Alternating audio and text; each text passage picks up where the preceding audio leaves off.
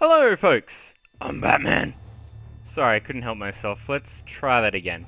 I'm Alex, game name Macus, and for this video we will be looking at none other than Batman Arkham Origins, released on the 25th of October 2013, developed and published by the fine folks at Splash Damage and Warner Bros.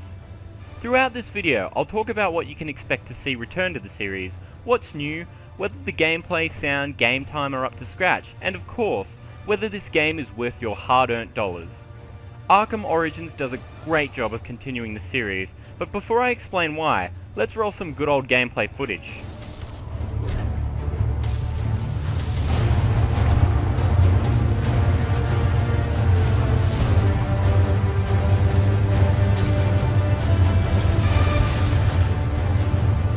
This is a long bridge.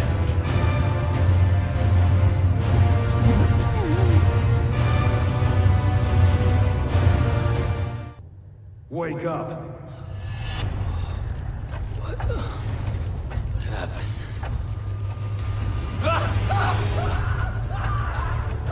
Now, quick spoiler alert. I will be covering a couple of things from the first hour of gameplay, so if you really want to go into this game knowing nothing, might be best to skip ahead about 30 seconds.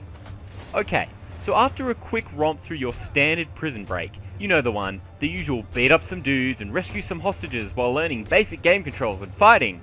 Fun times. The main premise of the game is set.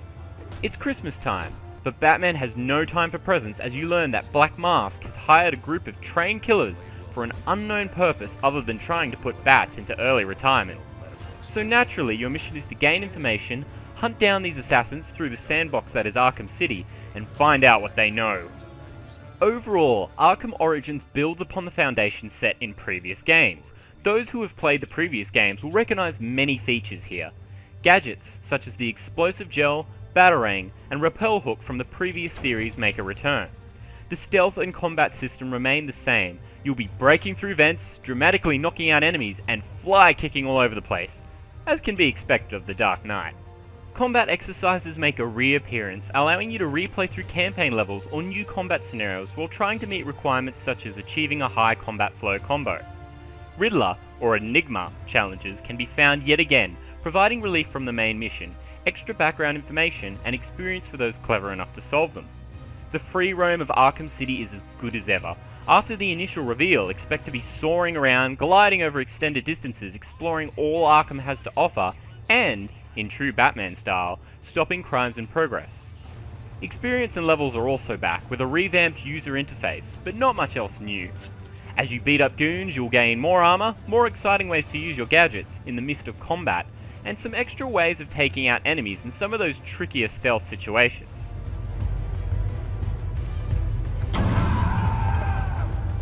The game has a combination of beautiful and depressingly gloomy looking parts to it, as expected of a Batman game.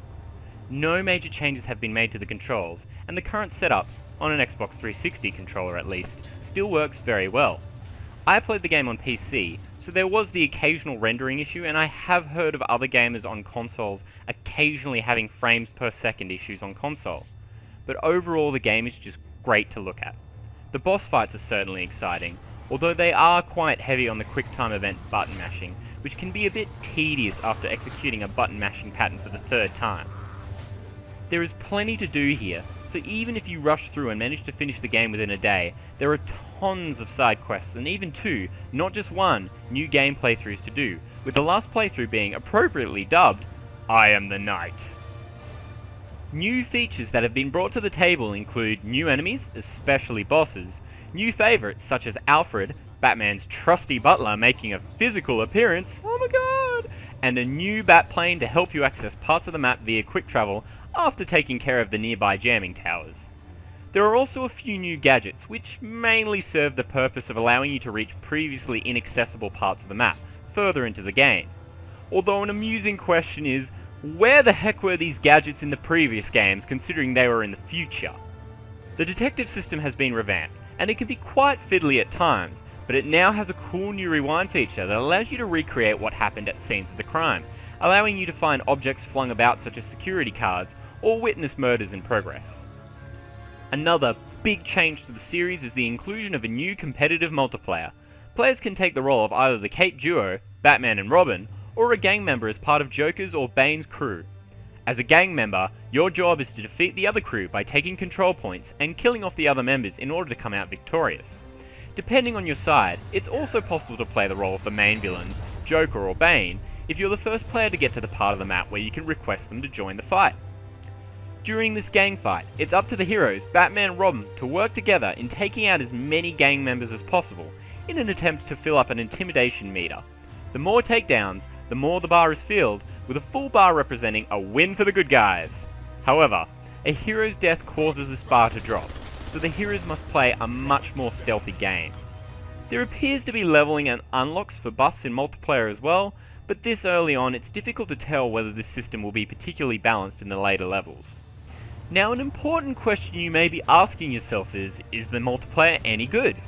Well, sure, it's great to have the addition of a multiplayer mode to Batman, but on a personal note, my first 3 sessions weren't particularly enjoyable ones. Getting into a game can be difficult, even on PC, as the absence of any real server browser is felt, and the requirement for 8 players before the game commences can be a bit frustrating, although admittedly it is still early days for the game. Villains feel overpowered.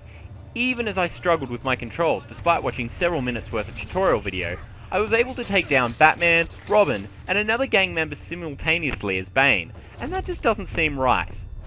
On the other hand, gang members and superheroes feel fragile, which is good in that it puts an emphasis on stealth, but most victories are decided on who sees who first, and the average third-person shooting mechanics don't really go a long way in making this enjoyable. The multiplayer works, and there are sure to be some people who have fun with it, but again, on a personal note, I can't see myself coming back to it when single player is just so much better in comparison. I will note though, that the experience would probably be better with a buddy in tow. So, summing up, both fans of the previous game installments and those new to the gaming series are sure to enjoy this. Everything looks and handles as well as the previous games, and the new additions to the series are just icing on the cake. The story is interesting, villains are as menacing as ever, and everything sounds the way it should. To top it off, you'll probably be able to find the game at around the $50 to $70 mark, depending on where you look and what platform you're interested in getting the game on, which is extremely great value for a game of this quality. The multiplayer may not be great, but it's there, and some people will probably get a few extra hours of entertainment from it. The only other issues I can think of is the occasional frustrations I have with the controls, the number of quick time events during boss fights, and perhaps a very slight criticism on how much old content has been recycled. But most of these are just personal grievances, and hey, if it ain't broke, don't fix it. I give this game 8.5 out of 10. Thanks for watching yet another one of my reviews, folks. I hope you enjoyed it. Please feel free to leave any comments as to what your thoughts are on either the game or the video, as I'm always up for discussion.